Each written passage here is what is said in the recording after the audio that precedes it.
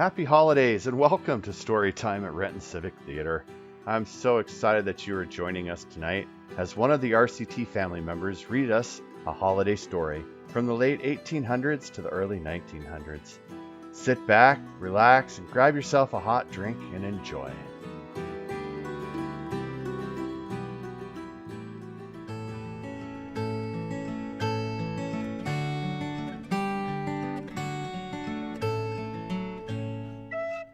A Christmas Dream and How It Came to Be True by Louisa May Alcott.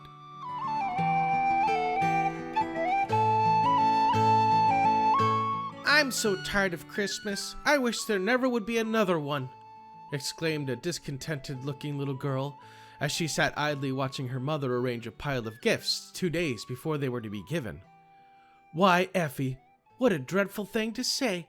You are as bad as old Scrooge. And I'm afraid something will happen to you as it did to him if you don't care for dear Christmas," answered Mama, almost dropping the silver horn she was filling with delicious candies. "Who is Scrooge? What happened to him?" asked Effie, with a glimmer of interest in her listless face, as she picked out the sourest lemon drops she could find, for nothing sweet suited her just then. "He was one of Dickens' best people, and you can read the charming story some day. He hated Christmas until a strange dream showed him how dear and beautiful it was, and made a better man of him." "I shall read it, for I like dreams, and have a great many curious ones myself, but they don't keep me from being tired of Christmas," said Effie, poking discontentedly among the sweeties for something worth eating. "Why, are you tired of what should be the happiest time of all the year?" asked Mama anxiously. "Perhaps I shouldn't be if I had something new, but it is always the same, and there isn't any more surprise about it.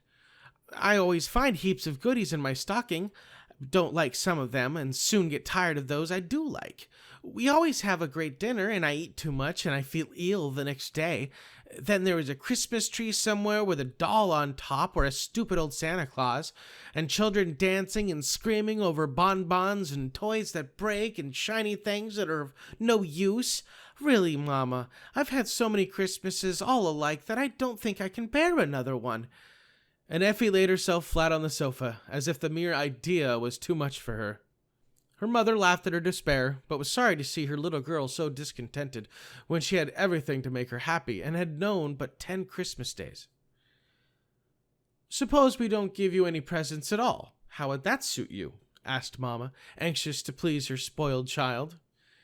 "I should like one large and splendid one, and one dear little one to remember some very nice person by," said Effie, who was a fanciful little body full of odd whims and notions which her friends loved to gratify, regardless of time, trouble, or money, for she was the last of 3 little girls, and very dear to all the family. "Well, my darling, I will see what I can do to please you, and not say a word until all is ready. If I could only get a new idea to start with." And Mama went on to tying up her pretty bundles with a thoughtful face, while Effie strolled to the window to watch the rain that kept her indoors and made her dismal. "Seems to me poor children have better times than rich ones. I can't go out, and there's a girl about my age splashing along without any maid to fuss about rubbers and cloaks and umbrellas and colds. I wish I was a beggar girl." "Would you like to be hungry, cold, and ragged, to beg all day and sleep on an ash heap all night?" asked Mama, wondering what would come next. "Cinderella did, and had a nice time in the end. This girl out here has a basket of scraps on her arm, and a big old shawl all around her, and doesn't seem to care a bit through the water runs out of the toes of her boots. She goes paddling along, laughing at the rain and eating a cold potato as if it tasted nicer than the chicken and ice cream I had for dinner. Yes, I do think poor children are happier than rich ones." "So do I, sometimes. At the orphan asylum today, I saw 24 merry little souls who have no parents, no home, and no hope of Christmas beyond a stick of candy or a cake. I wish you had been there to see how happy they were, playing with the old toys some richer children had sent them." "You may give them all of mine. I'm so tired of them, and I never want to see them again," said Effie, turning from the window to the pretty baby house full of everything a child's heart could desire. "I will, and let you begin again with something you will not tire of, if I could only find it." And Mama knit her brows, trying to discover some grand surprise for this child who didn't care for Christmas. Nothing more was said then, and wandering off to the library, Effie found A Christmas Carol, and curling herself up in the sofa corner, read it all before tea. Some of it she did not understand, but she laughed and cried over many parts of the charming story, and felt better without knowing why. All the evening she thought of poor Tiny Tim, Mrs. Cratchit with the pudding, and the stout old gentleman who danced so gaily that his legs twinkled in the air. Presently bedtime arrived. "Come now and toast your feet," said Effie's nurse, "while I do your pretty hair and tell stories. I'll have a fairy tale tonight, a very interesting one." "I'll have a fairy tale tonight, a very interesting one," commanded Effie, as she put on her blue silk wrapper and a little fur-lined slippers to sit before the fire and have her long curls brushed.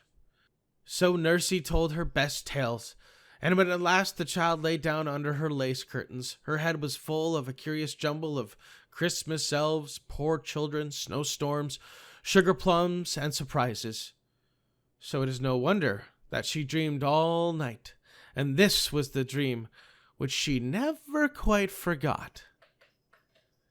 She found herself sitting on a stone in the middle of a great field, all alone. The snow was falling fast, a bitter wind whistled by, and night was coming on. She felt hungry, cold, and tired, and did not know where to go nor what to do. "I wanted to be a beggar girl, and now I am one. But I don't like it, and wish somebody would come and take care of me. I don't know who I am, and I think I must be lost," thought Effie, with the curious interest one takes in one's self in dreams. But the more she thought about it, the more bewildered she felt.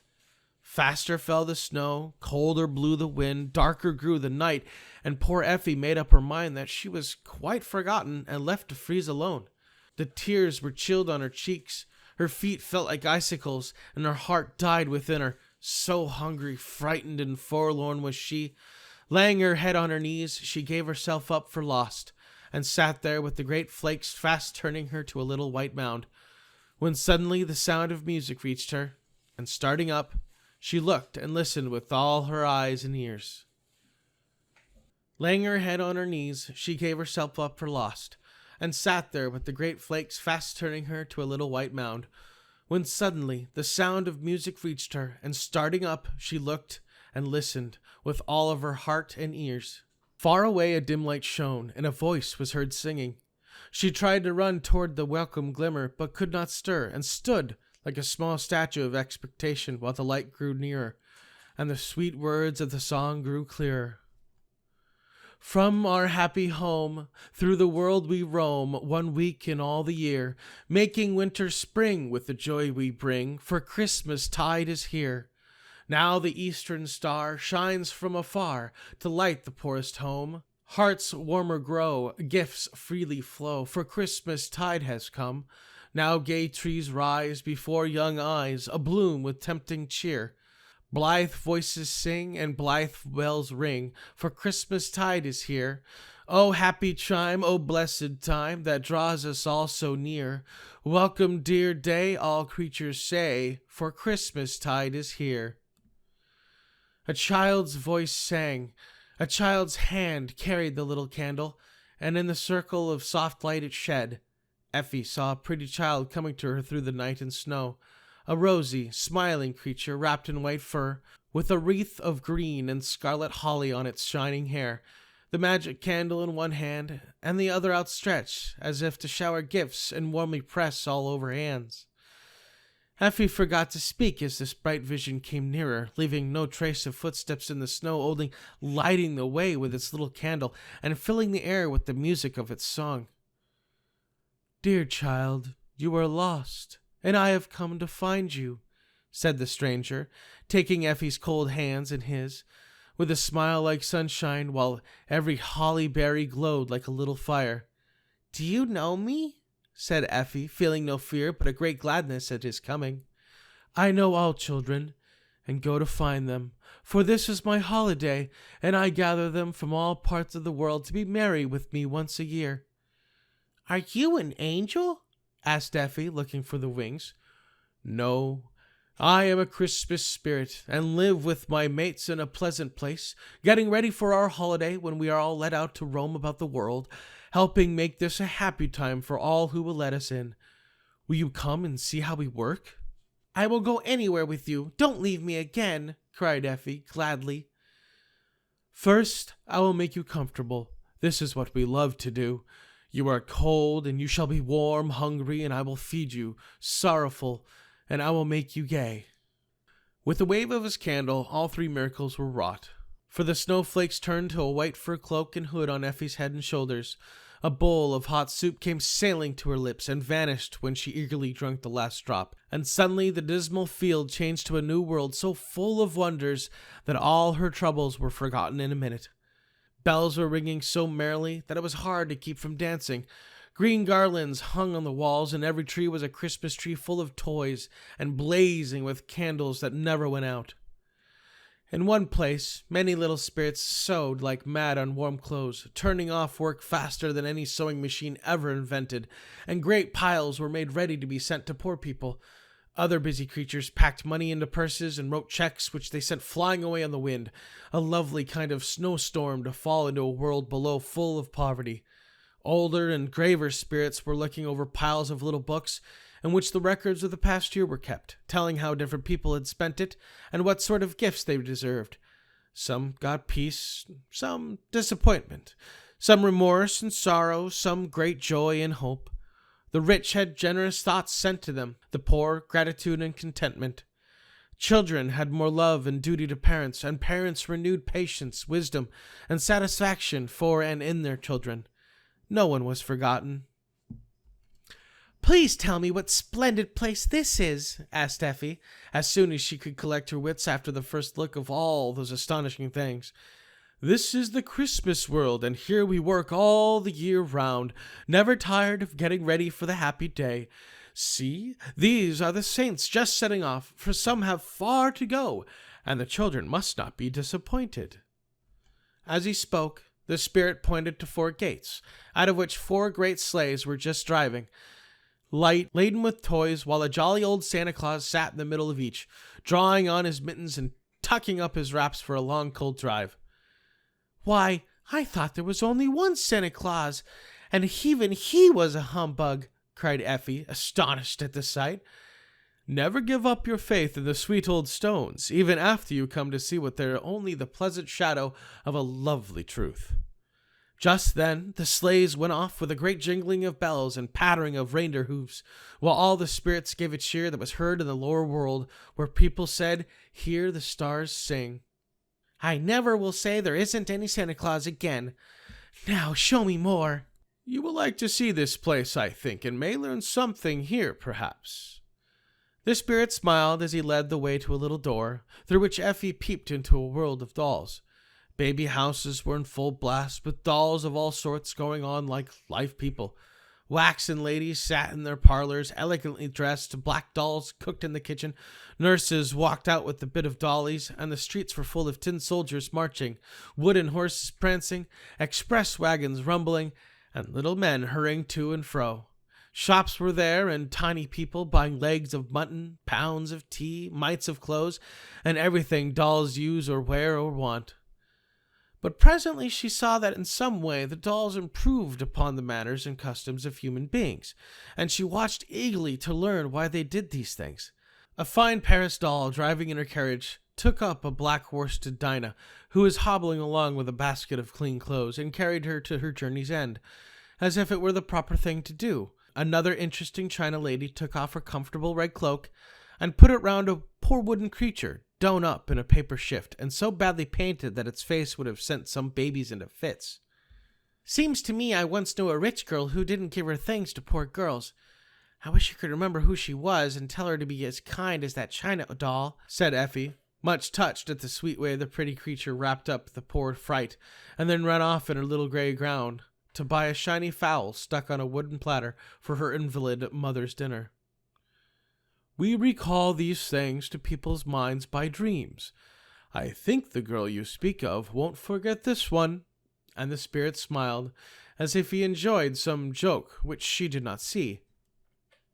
A little bell rang as she looked, and away scampered the children into the red and green schoolhouse, with the roof that lifted up, so one could see how nicely they sat at their desks with mites of books, or drew on the inch-square blackboards with crumbs of chalk.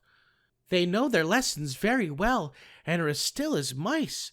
We make a great racket at our school, and get bad marks every day. I shall tell the girls they had better mind what they do, or their dolls will be better scholars than they are," said Effie, much impressed, as she peeped in and saw no rod in the hand of the little mistress, who looked up and shook her head at the intruder, as if begging her to go away before the order of the school was disturbed. Effie retired at once, but could not resist one look in at the window of a fine mansion, where the family were at dinner. The children behaved so well at table, and never grumbled a bit when their mamma, who said they could not have any more fruit. "Now show me something else," she said, as they came again to the low door that led out of Doll Land. "You have seen how we prepare for Christmas. Let me show you where we love best to send our good and happy gifts," answered the spirit, giving her his hand again. "I know, I've seen ever so many," began Effie, thinking of her own Christmas. "No, you have never seen what I will show you. Come away, and remember what you see tonight." Like a flash, that bright world vanished, and Effie found herself in a part of the city she had never seen before. It was far away from the gayer places, where every store was brilliant with lights and full of pretty things, and every house wore a festival air, while people hurried to and fro with merry greetings. It was down among the dingy streets where the poor lived, and where there was no making ready for Christmas. Hungry women looked in at the shabby shops, longing to buy meat and bread, but empty pockets forbade. Tipsy men drank up their wages in the bar rooms, and in many cold dark chambers little children huddled under their thin blankets, trying to forget their misery in sleep. No nice dinners filled the air with savory smells, no gay trees topped with toys and bonbons and eager hands, no little stockings hung in rows beside the chimney piece ready to be filled, no happy sounds of music, gay voices, and dancing feet were heard, and there were no signs of Christmas anywhere. "Don't they have any in this place?" asked Effie, shivering, as she held fast the spirit's hand, following where he had led her. "We come to bring it. Let me show you our best workers." And the spirit pointed to some sweet-faced men and women who came stealing into the poorhouses, working such beautiful miracles that Effie could only stand and watch. Some slipped money into empty pockets and sent the happy mothers to buy all the comforts they needed.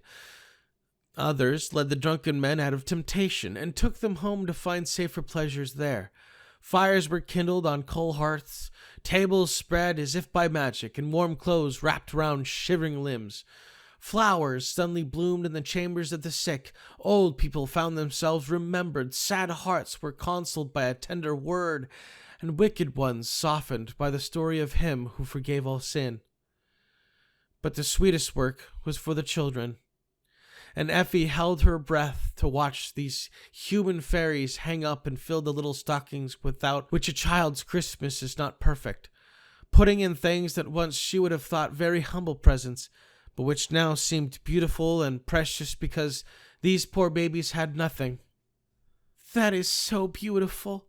I wish I could make Merry Christmases as these good people do, and be loved and thanked as they are," said Effie softly, as she watched the busy men and women do their work and steal away without thinking of any reward but their own satisfaction. "You can if you will. I have shown you the way. Try it, and see how happy your own holiday will be hereafter." As he spoke, the spirit seemed to put his arms about her and vanished with a kiss. "Oh, stay and show me more!" cried Effie, trying to hold him fast. "Darling, wake up and tell me why you were smiling in your sleep," said a voice in her ear, and opening her eyes, there was Mamma bending over her, a morning sunshine streaming into the room. "Are they all gone? Did you hear the bells? Wasn't it splendid?" she asked, rubbing her eyes and looking about her for the pretty child who was so real and sweet. "You have been dreaming at a great rate, talking in your sleep, laughing and clapping your hands as if you were cheering someone. Tell me what was so splendid," said Mama, smoothing the tumbled hair and lifting up the sleepy head. Then, while she was being dressed, Effie told her dream, and Nursey thought it was very wonderful, but Mama smiled to see how curiously things the child had thought, read, heard, and seen through the day were mixed up in her sleep. The spirit said I could work lovely miracles if I tried, but I don't know how to begin, for I have no magic candle to make feasts appear and light up groves of Christmas trees as he did, said Effie, sorrowful. Yes, you have. We will do it. We will do it. And clapping her hands, Mama suddenly began to dance all over the room as if she had lost her wits. How? How? You must tell me, Mama, cried Effie, dancing after her, and ready to believe anything possible when she remembered the adventures of the past night. I've got it, the new idea, a splendid one, if only I can carry it out. And Mama waltzed the little girl round till her curls flew wildly in the air, while Nursey laughed as if she could die. Tell me, shrieked Effie. No, it is a surprise, a grand surprise for Christmas Day, sung Mama, evidently charmed with her happy thought. Now, come to breakfast, for we must work like bees if we want to play spirits tomorrow. You and Nursey will go out shopping and get heaps of things, while I arrange matters behind the scenes. They were running downstairs as Mama spoke, and Effie called out breathlessly, It won't be a surprise, for I know you're going to ask some Pearl children here and have a tree or something, and won't be like my dream, for they had ever so many trees, and children than we can find anywhere. There will be no tree, no party, no dinner in this house at all, and no presents for you.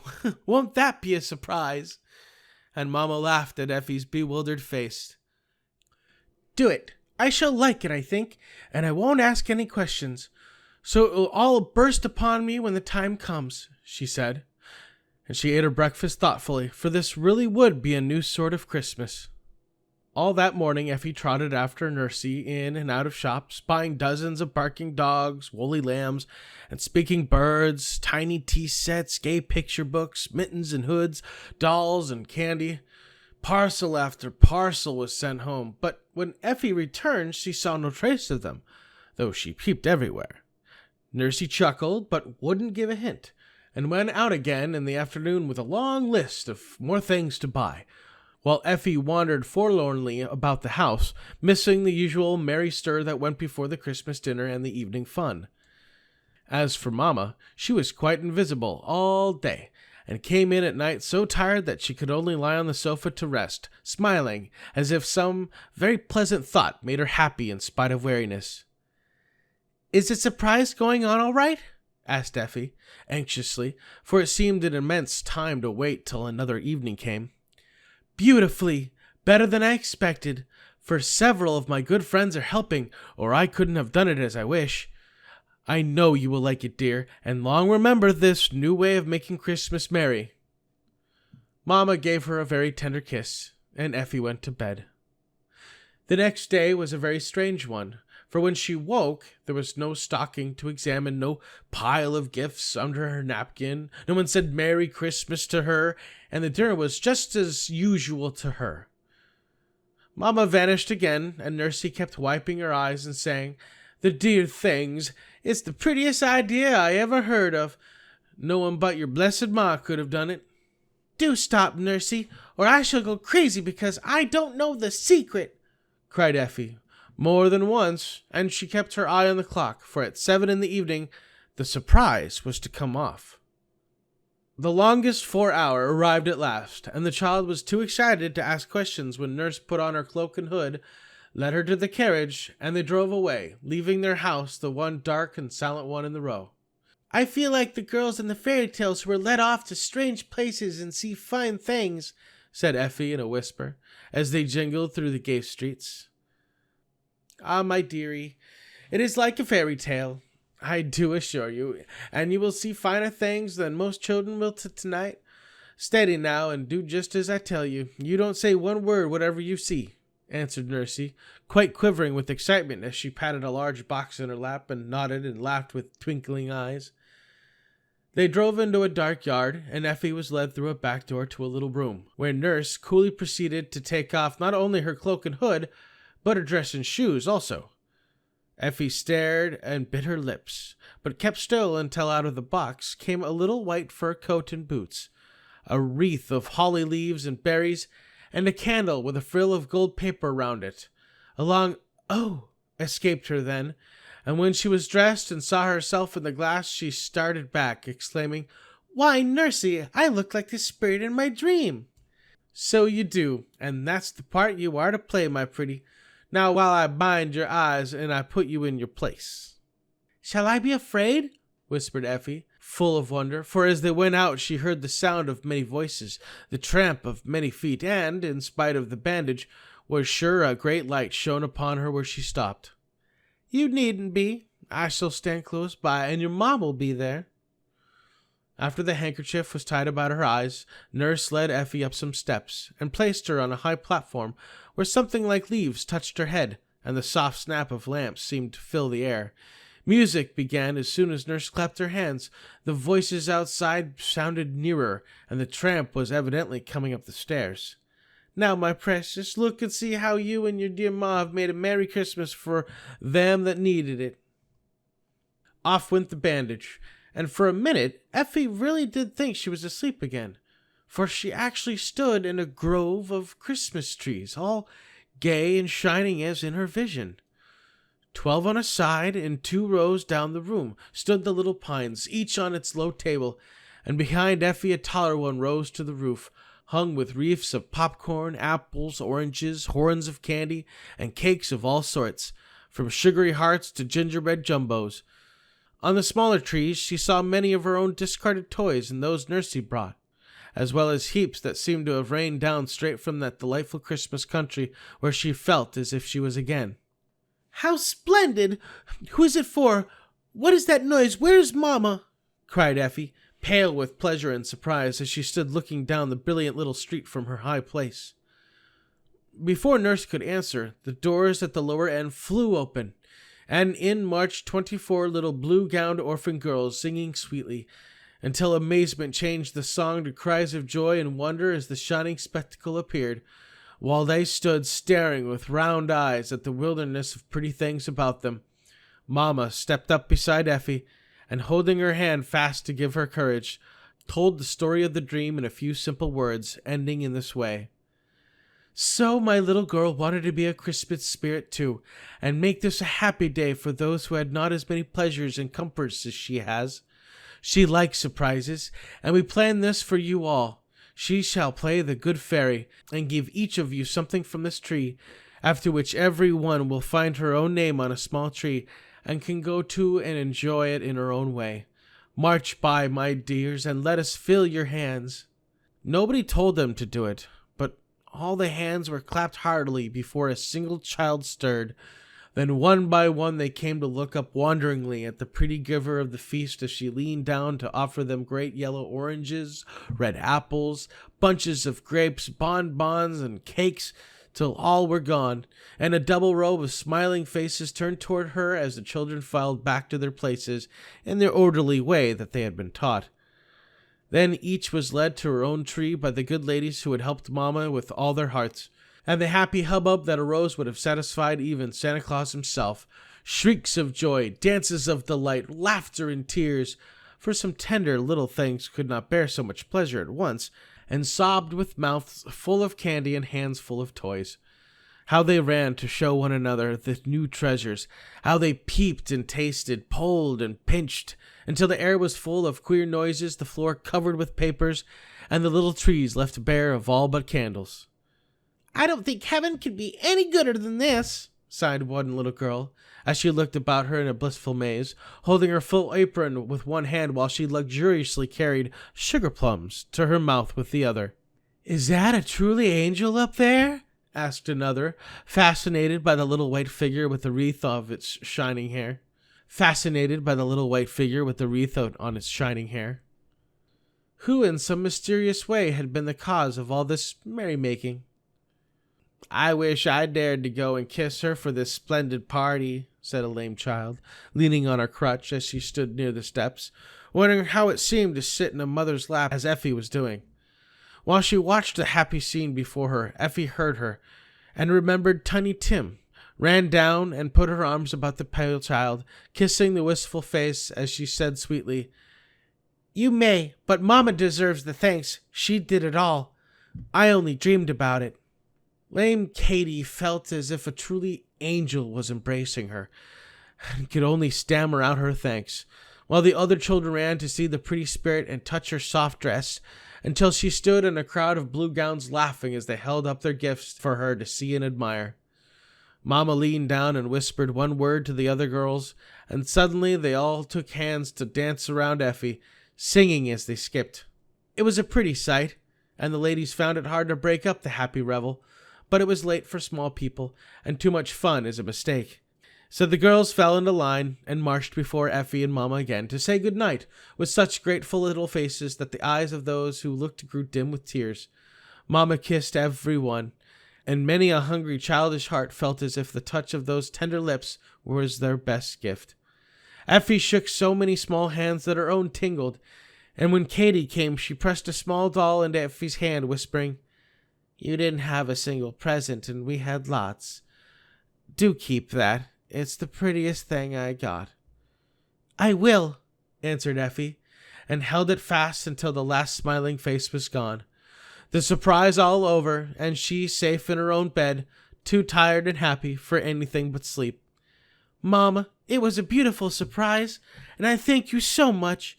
I don't see how you did it, but I like it best of all the Christmases I ever had, and mean to make one every year. I had my splendid big present, and here is the dear little one to keep for love of poor Katie, so even that part of my wish came true."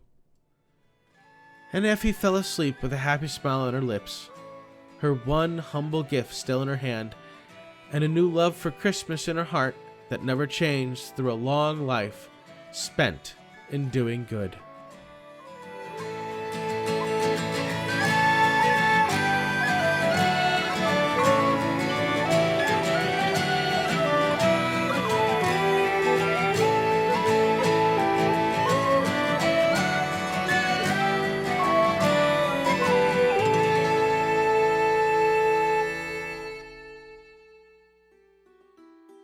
I hope you have enjoyed this evening's performance and plan on joining us again tomorrow night at 7 p.m. for another holiday story. Remember that RCT radio production of Yes, Virginia, There Is a Santa Claus will be available all day on Christmas Eve. Happy holidays from all of us at RCT, and have a good night.